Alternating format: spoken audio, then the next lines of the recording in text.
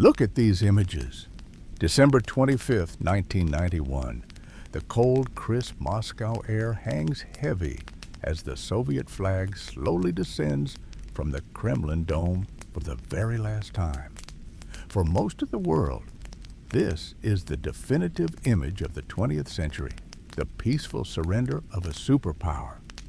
We were told it was the end of history, but in the grand, bloody theater of empires, this was a miracle that shouldn't have happened. It was an anomaly, a nuclear armed titan spanning 11 time zones and holding the world in a state of constant dread for 4 decades simply vanished. It didn't end in a mushroom cloud or a continental bloodbath. It ended with a speech and a lowered piece of cloth.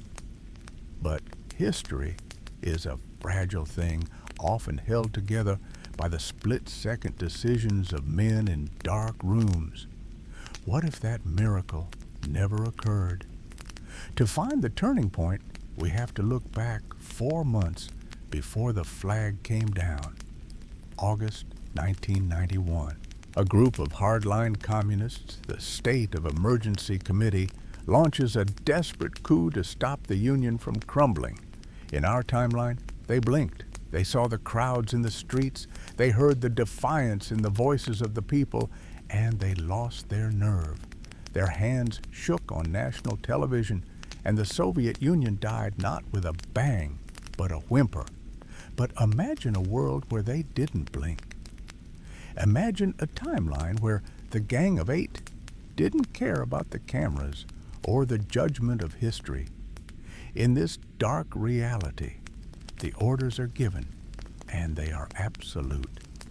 The tanks don't stop for the protesters. They move through them. The peaceful collapse is strangled in its crib, replaced by a union held together by the weight of lead and the silence of fear. In our world, we talk about the new Cold War as something that began in the 2000s, a modern friction between East and West. But in this timeline, that is a fantasy. Here, the Cold War never ended. It didn't pause for the globalism of the 90s or the cooperation of the early 2000s. It simply grew colder, more desperate, and infinitely more dangerous.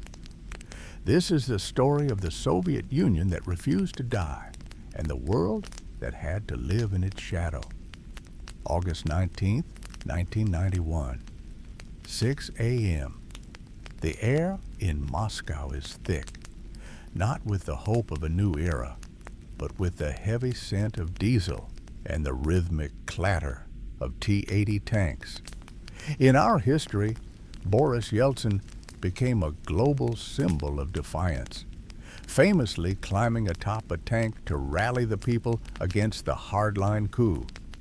But in this timeline, the KGB's Alpha Group doesn't wait for the cameras to arrive. They move in the pre-dawn shadows. Yeltsin is intercepted outside his dacha, detained, and spirited away to an undisclosed location before he can ever utter a word of resistance. The face of the opposition is gone before the sun even rises. The crowds gathering at the Russian White House expect the soldiers to hesitate.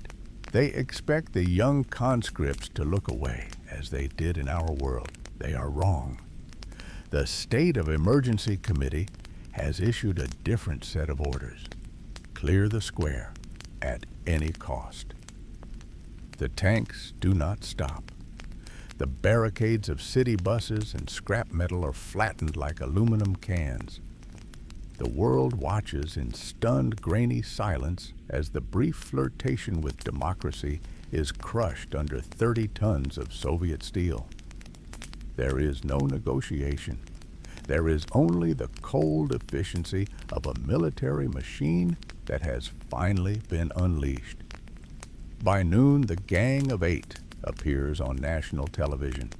In our reality, they were seen as bumbling and nervous. their hands shaking on camera. Here, they are resolute. Their voices are steady and cold. They declare a state of emergency across all 15 republics, citing the need to save the fatherland from chaos, hunger, and Western interference. Martial law is no longer a threat. It is the new law of the land. Then the screens go dark. Every independent radio station is silenced. Every printing press is seized. On every television channel across the vast Union, from the Pacific coast to the Polish border, the same footage begins to play. Tchaikovsky's Swan Lake. In our world, this was a temporary loop during a failing coup. In this timeline, the ballet becomes the permanent background noise of the new regime, a beautiful, haunting mask for a brutal restoration of power. The peaceful collapse hasn't just been delayed, it has been strangled in its crib. The Soviet Union is no longer a failing state, it is a fortress. While the screens in Moscow looped ballet, the streets in the near abroad ran red. For the Baltic states, Lithuania, Latvia, and Estonia, the dream of independence wasn't just deferred, it was systematically dismantled. In our history, the January 1991 events at the Vilnius T5 Tower were a tragic but isolated flashpoint that eventually led to freedom. In this timeline, they are the opening salvo of a continental purge. The Soviet Interior Ministry's MVD and elite Spetsnaz units are unleashed with a simple, terrifying mandate: liquidation of nationalist elements. There are no human chains of protesters singing folk songs here.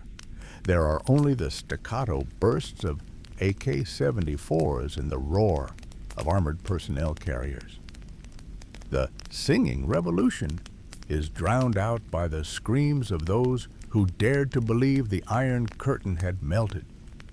By the time the sun sets on August 20th, the parliaments in Vilnius, Riga, and Tallinn are occupied by Black Beret OMON units, their national flags torn down and replaced by the hammer and sickle.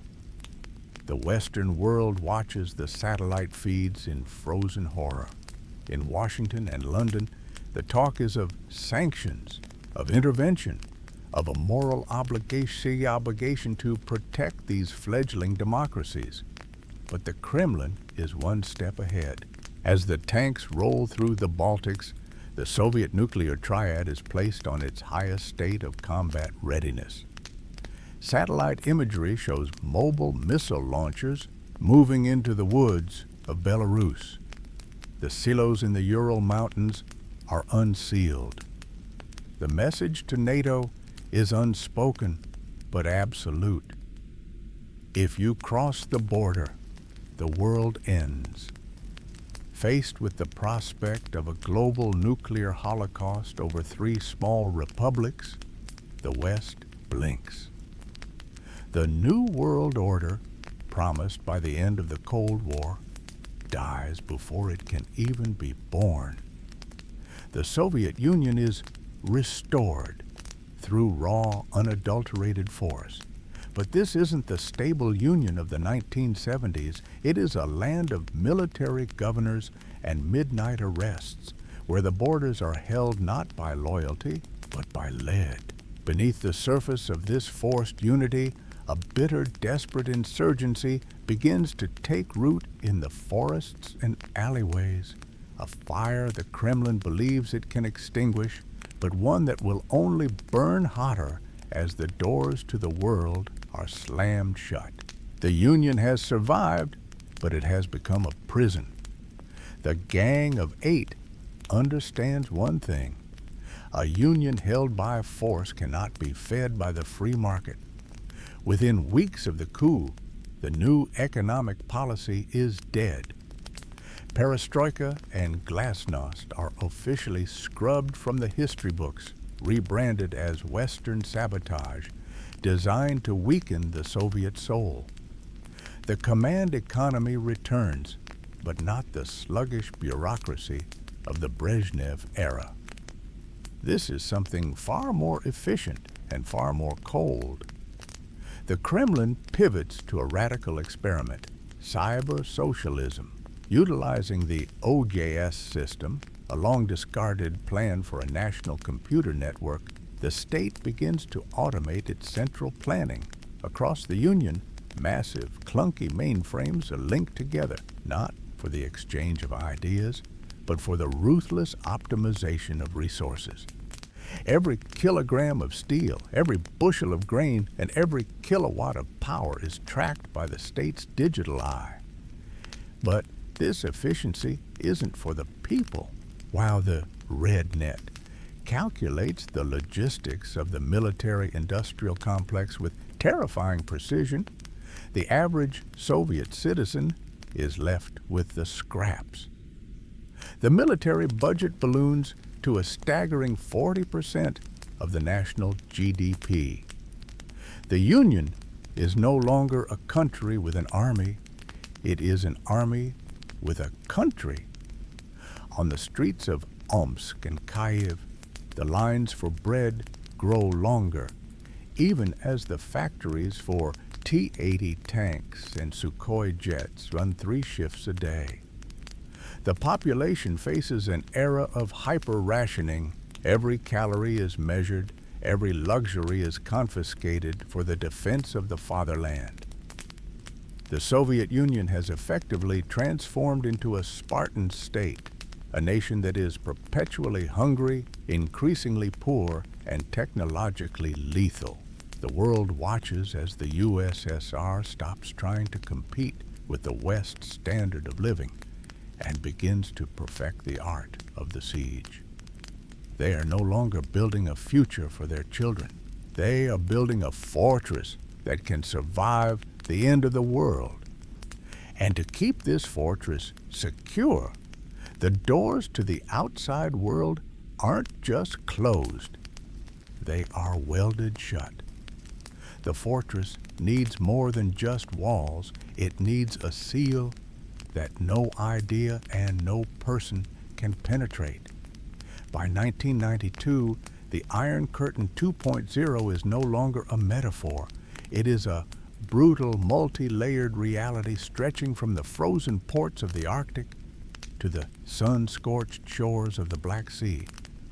While the original Berlin Wall was a local scar, this new barrier is a continental wound reinforced with automated sentry systems and a digital kill switch that severs the Union's nascent telecommunications from the growing global web. To manage the millions within, the Kremlin introduces the Internal Passport 2.0. This isn't just a booklet, it's a precursor to total surveillance. Every citizen's movement is logged. Every train ticket requires a state-cleared destination permit. And any deviation is flagged as Western contamination. The state doesn't just want to know where you are. It wants to know who you've spoken to. The greatest threat to the regime isn't a foreign invasion. It's the departure of its best minds. To halt the brain drain that plagued the late 80s, the KGB initiates Operation Anchor. Thousands of the Union's top scientists, physicists, and engineers are forcibly relocated to Zetos, closed administrative territorial entities. These are the secret cities, ghost towns that don't appear on any public map, where the brightest minds of a generation are given every luxury the state can steal, provided they spend their lives perfecting hypersonic missiles and orbital lasers. This creates a world divided by a technological chasm. While the West begins to play with the early World Wide Web for commerce and connection, the Soviet Union develops a parallel shadow tech. It is a race that bypasses the consumer internet entirely, focusing on a brutal, utilitarian science designed for one thing, the absolute dominance of the state. The stage is set for a cold, calculated standoff where the primary currency isn't just uranium, but the very flow of information, and soon the very heat that keeps the world alive. By the mid-1990s, the Kremlin realizes that its most potent weapon isn't the intercontinental ballistic missile, it's the steel artery of the natural gas pipeline. The vast network of pipes snaking from the Siberian permafrost into the heart of Europe, once seen as a bridge for trade, is transformed into a noose. The Soviet Union stops trying to win hearts and minds. They begin to buy them, 1 cubic meter at a time. A new ruthless foreign policy takes hold. Energy for neutrality. The tension reaches a breaking point during the record-shattering winter of 1996. As a polar vortex grips the continent, plunging temperatures in Berlin and Paris to 30 below, the flow of Siberian gas suddenly slows to a whisper. The official explanation is technical maintenance, but the reality is a calculated display of life and death leverage. The warmth of European homes, the lights in their hospitals, and the power in their factories are now at the mercy of a single valve in Moscow. Germany and France, desperate to avoid a total societal collapse, are forced to the negotiating table. The Kremlin's price is high, a scaling back of NATO exercises and the withdrawal of American tactical assets from the Soviet border. In exchange, the heat stays on. The United States, an ocean away and lacking the infrastructure to replace the Soviet supply, can only watch as its oldest allies begin to drift. The Western Alliance, once a monolith of democratic resolve, starts to fracture under the crushing weight of an energy crisis that no amount of American diplomacy can solve. The Iron Curtain isn't just a wall anymore. It's a thermostat, and the Soviet Union has its hand on the dial. While the West was falling in love with the promise of the World Wide Web, a tool for commerce, connection, and the free flow of ideas, the Kremlin was building something far more sinister. They called it the Silicon Curtain. In this timeline, the Soviet Union resurrects a forgotten project from the 1960s, OGAS, the All-State Automated System. But instead of the utopian tool for economic planning its creators originally envisioned, it becomes the ultimate instrument of total state control. By the late 1990s, the digital world is completely bifurcated. On one side, the internet, a chaotic, evolving landscape of early websites and global communication. On the other, the red net. It is a closed, sterile, and hyper-monitored network that connects every factory, every police station, and every closed city within the Union. There is no cross-communication. To the Soviet citizen, the World Wide Web simply does not exist. To the Westerner, the red net is a digital black hole. But the Kremlin isn't content with mere isolation. They recognize that the West's growing reliance on digital infrastructure is a profound systemic vulnerability. In the basements of specialized state schools, a new breed of soldier is forged, the state-sponsored hacker. These are not hobbyists in garages. They are military officers with the resources of a superpower behind them.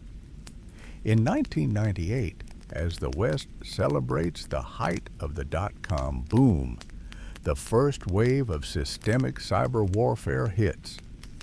Western banks, from Wall Street to the City of London begin to experience unexplained glitches, wiped accounts, and frozen transactions. It is a new kind of siege. The message from Moscow is clear. The Cold War has moved from the physical trenches of Europe to the fiber optic cables beneath the Atlantic.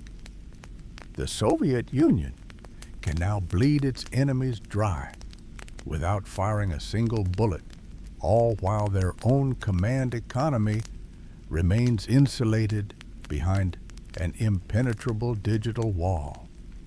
The 20th century ends not with the triumph of liberal democracy, but with a world staring into a glowing screen, wondering if the next click will bring down the global economy.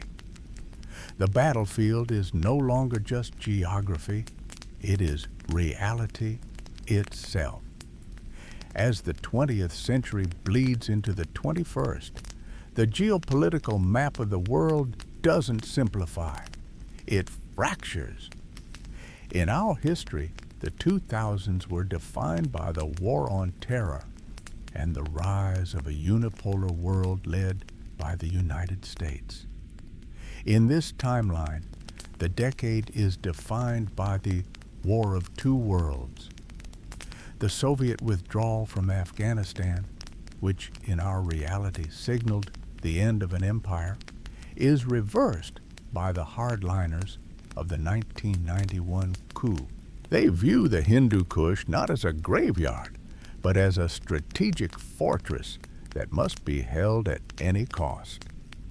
The Red Army launches a surge of steel, turning Kabul into a permanent Soviet bastion, a concrete and barbed wire colony where generations of conscripts are fed into a grinding insurgency funded by CIA-backed freedom fighters who never laid down their arms. But the chessboard expands far beyond the mountains of Central Asia. When the United States attempts to project power into the Persian Gulf to secure the world's oil supply, they find the Soviet Union already entrenched. Iraq becomes a jagged flashpoint of direct competition. Baghdad is a city divided by influence, where American Abrams tanks and Soviet T-90S are often separated by only a few city blocks, their crews staring at each other through thermal sights in the desert heat. This is the permanent Vietnam scenario for both superpowers. It is a state of perpetual low-intensity warfare that drains national treasuries and the youth of two continents. There are no decisive victories, only stalemates bought with blood. The end of history, famously predicted by Western intellectuals in the 1990s, never arrives. Instead, history resumes its most violent pace. The 21st century is not an era of global cooperation or the peace dividend, but a grim ideological struggle for survival. Every local grievance, from the jungles of South America to the deserts of the Levant, is weaponized by a superpower patron. The world is a patchwork of proxy conflicts, a global meat grinder that keeps the military-industrial complexes of both Washington and Moscow in a state of hyper-arousal. And as the ground wars bleed the world dry, a much darker shadow begins to stretch across the horizon, one that doesn't just threaten a border, but the very existence of the human-wrecked race. While the proxy wars grind on in the mud and sand of the Middle East, a much colder, silent threat hangs over the entire planet. In our reality, the 1990s saw the dismantling of thousands of warheads and the signing of historic disarmament treaties. In this timeline, the State of Emergency Committee does the opposite. They don't just maintain the arsenal, they automate it. The perimeter system known in the West as the dead hand, is expanded from a last resort failsafe into a sentient, omnipresent guardian. It is a network of sensors and hardened computers designed to launch the entire Soviet nuclear triad automatically if the leadership is ever decapitated. It is a suicide vest for the entire world, and the finger on the trigger is a machine. Because the Iron Curtain never fell, the nations of the Warsaw Pact, Poland, East Germany, and Czechoslovakia, never joined NATO. Instead, they are transformed into forward-deployed launch pads. Short-range tactical nuclear missiles are moved back into the heart of Europe, placing London, Paris, and Rome mere minutes away from total incineration. Diplomacy ceases to be about trade or human rights. It becomes a series of new Cuban Missile crises that occur almost monthly. Brinkmanship isn't a strategy anymore. It's the only language the Kremlin speaks. Each side pushes until the very last second, waiting for the other to blink, gambling with the lives of billions. The world holds its breath. And in 1999, it nearly stops breathing altogether. On a cold October night, a glitch in a Soviet early warning satellite over the North Atlantic reports 5 incoming American Minuteman missiles. In our timeline, cool-headed officers like Stanislav Petrov had famously prevented similar catastrophes in the past. But in 1999, under a regime defined by paranoia and active defense, the protocol is rigid. The silos are powered up. The keys are turned. Only a literal last-second communication from a frantic Washington, bypassing the usual channels to reach a technician who hesitates for just a heartbeat, prevents the fire. It is a 5-minute window where the human species almost ended because of a solar reflection on a cloud.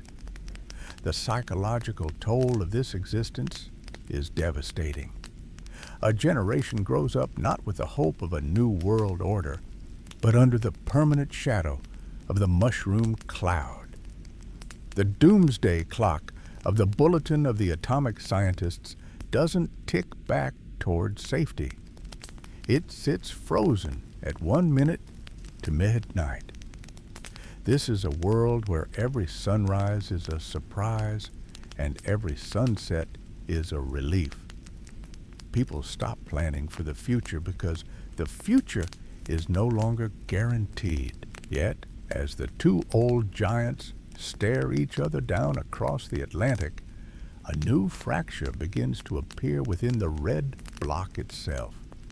A rivalry that the Kremlin's hardliners never saw coming. But the greatest threat to the Kremlin's iron grip doesn't come from the capitalist West. It comes from the East. By the early 2000s, the ideological rift between Moscow and Beijing has widened into a chasm. In our world, Russia and China eventually found common ground in their opposition to American hegemony. In this dark timeline, they are bitter enemies. The hardliners in Moscow, having doubled down on a rigid command economy and total state suppression, view China's market reforms as nothing less than capitalist heresy, a betrayal of the Marxist-Leninist revolution that must be condemned and contained. The border along the Amur River becomes the most militarized strip of land on Earth. Soviet T-90 tanks sit muzzle to muzzle with Chinese Type 99s in a permanent state of high alert. This isn't just a diplomatic spat.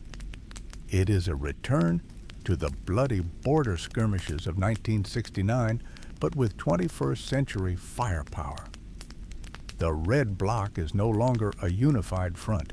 It is a house of cards held together by mutual suspicion and the threat of tactical nuclear exchange. Washington, seeing an opportunity, plays a dangerous game of triangulation, attempting to pit the two giants against each other just as they did in the 1970s. But the world is now a tripolar nightmare, twice as unstable as the original Cold War. Instead of the one predictable nuclear standoff, there are three. Every move by the United States is interpreted by Moscow as a secret alliance with Beijing, and by Beijing as a plot with Moscow. This creates a feedback loop of paranoia that makes the 20th century look peaceful. The global chessboard is now a minefield, where one wrong step by any of the three players triggers a chain reaction that no one can stop. The Soviet Union remains a lethal, cornered animal, dangerous precisely because it is beginning to feel the walls closing in, not just from its enemies, but from its supposed comrades. But while the Kremlin parades its newest hypersonic missiles through a rain-slicked red square, the foundation beneath the boots of the marching soldiers is hollowing out. The Soviet Union of the 21st century is a paradox, a military titan with the internal organs of a corpse. The command economy, revived by the coup leaders, has become a parasitic machine. State-run stores offer nothing but empty shelves and propaganda posters, forcing the black market to transition from a criminal underworld into the Union's true economic engine. If you want medicine, spare parts, or even decent shoes, you don't look to the state. You look to the shadow brokers who keep the country breathing. In this timeline, BLAT, the system of personal connections and bribes, isn't just a social lubricant, it is the only way to survive. By the 2000s, a new demographic has come of age, the children of the coup. These young men and women have no memory of the brief, intoxicating breath of freedom during the late 80s. They were raised in the stifling silence of the martial law era, yet they are the most dangerous threat the regime has ever faced. Despite the digital Iron Curtain, Western culture leaks through the borders like radiation. Smuggled flash drives and encrypted red net nodes pulse with forbidden music, uncensored history, and the terrifying realization of how the rest of the world actually lives. The KGB, now expanded into a gargantuan surveillance apparatus that monitors every phone call and keystroke, finds itself fighting a ghost. They can arrest the bodies, but they cannot contain the great discontent simmering in the cramped communal apartments of Moscow and Kiev. The USSR has become a pressurized steam boiler with the valves welded shut. The leadership knows that internal collapse is inevitable unless they can find a way to project their problems outward. As the world enters the second decade of the new millennium, the internal rot and the need for a victorious little war are about to collide, pushing the Kremlin toward a desperate, world-altering gamble that will leave the West shivering in the dark. In 2014, the pressure cooker finally explodes, following a brutal Soviet intervention to crush a pro-independence movement in a neighboring state.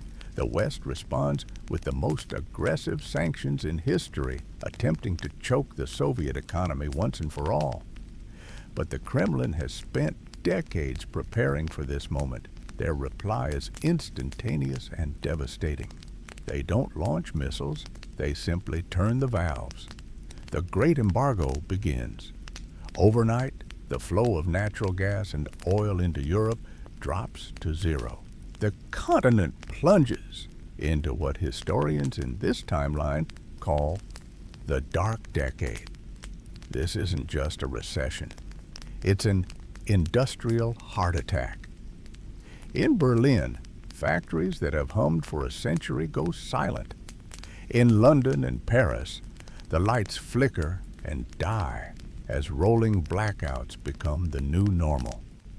For the first time in the modern era, the citizens of the First World are freezing in their own homes.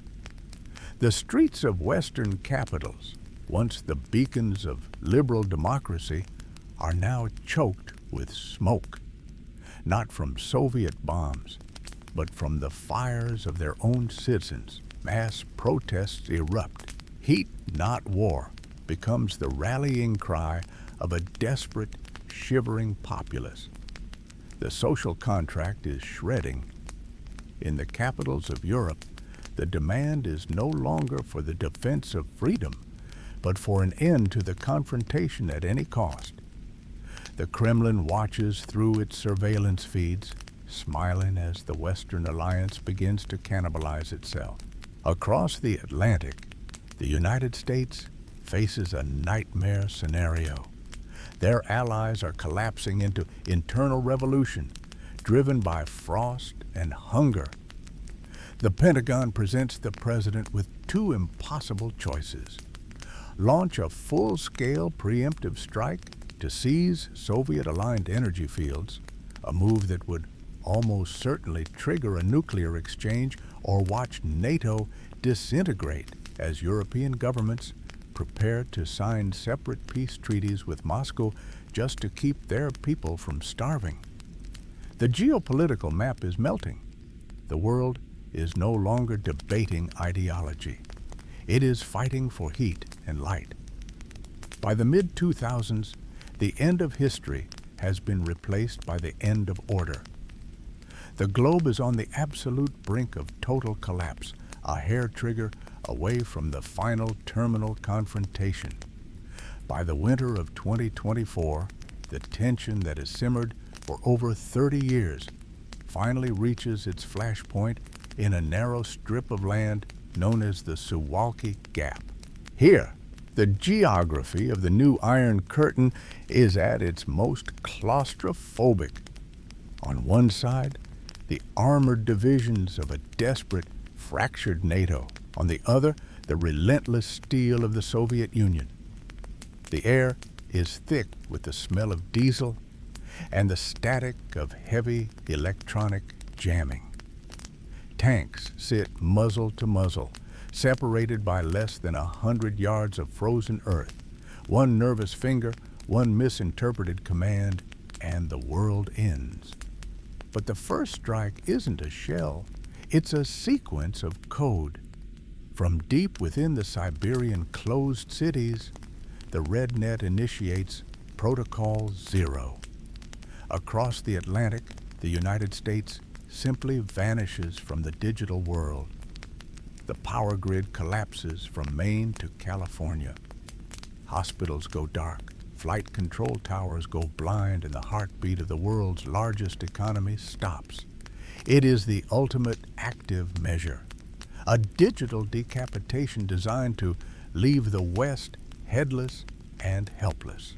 In a subterranean bunker beneath the Kremlin, a hardline general, a spiritual successor to the men who seized power in the 1991 coup, watches the monitors. For him, this isn't madness. It's the logical conclusion of a union that chose survival through strength. He believes the West is decadent, soft, and currently paralyzed by the cold and the dark. He places his hand over the authorization console for the tactical nuclear triad. He is convinced that if he pushes the world to the precipice now, the West will blink first. He believes he can win the Third World War before the first missile even clears its silo. He is wrong. On the NATO side, the automated response systems, honed by decades of paranoid standoff, trigger their own protocols.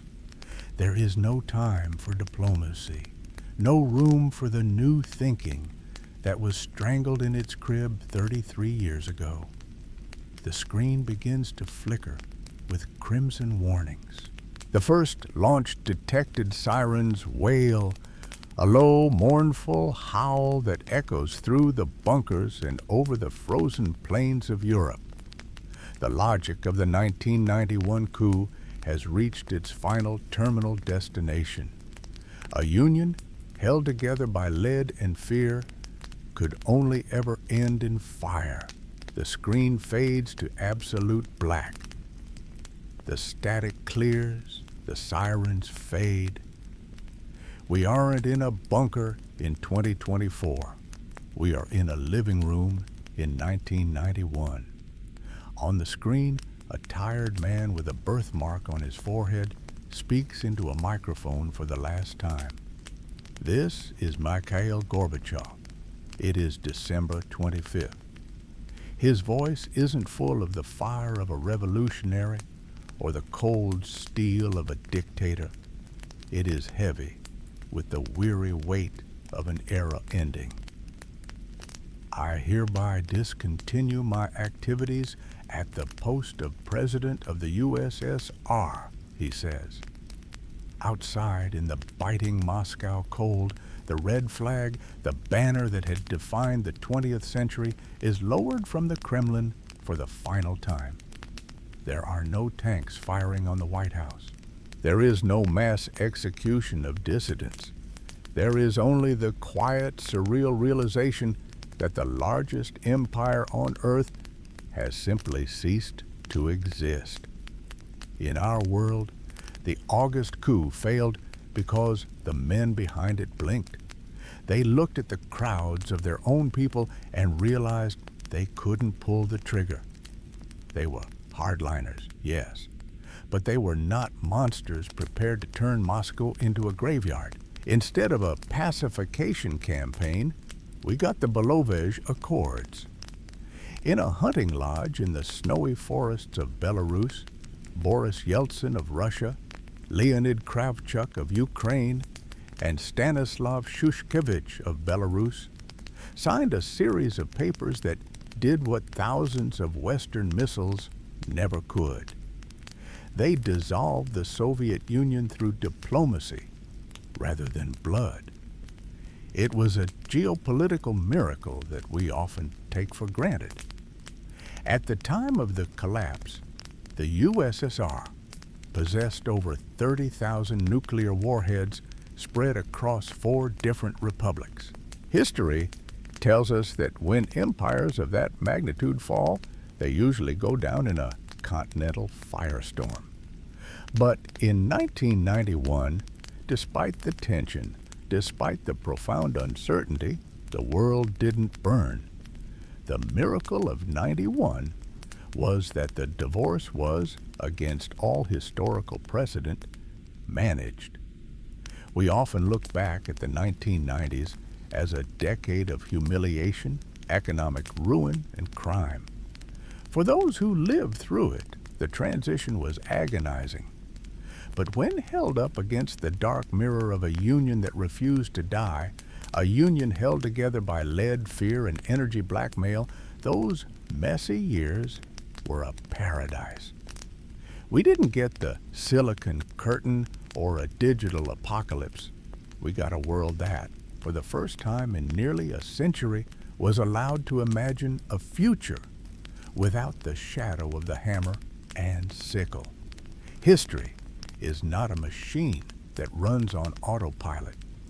It is a fragile, living thing shaped by the hands of individuals who, in their most desperate moments, choose the path of least blood.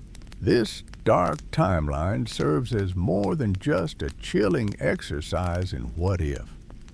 It serves as a stark warning. Peace is never the default state of human history. It is a rare, hard-won exception that requires constant maintenance. The world we live in today is loud, divided, and often frightening. We look at the headlines and see a planet teetering on the edge of new catastrophes. But as we peer into the abyss of a Soviet Union that never fell, a world of silicon curtains, energy blackmail, and a permanent nuclear standoff, we begin to see our own reality in a different light. The 1990s were difficult, yes. The transition was painful, the economic shock was real, and the geopolitical scars remain. But those scars are infinitely better than the radioactive ash of a world that refused to change. We spend so much of our time complaining about the flaws and the friction of the world we have, forgetting the nightmare we narrowly escaped by the grace of a few men who chose to blink when the order was given to fire. What if doesn't just show us the horror of what could have been. It reminds us why we must be grateful for what is. It reminds us that history is not written in stone, but in the choices we make today. We leave you now with the image of a red square that remains peaceful. No tanks, no terrains, no state of emergency, just the quiet of a night that, in another timeline, was the beginning of the end. We complain about the world we have, forgetting the world we narrowly escaped. The camera lingers on a silent wide shot of the empty red square at night. The wind whistles softly through the stones. The screen fades to black.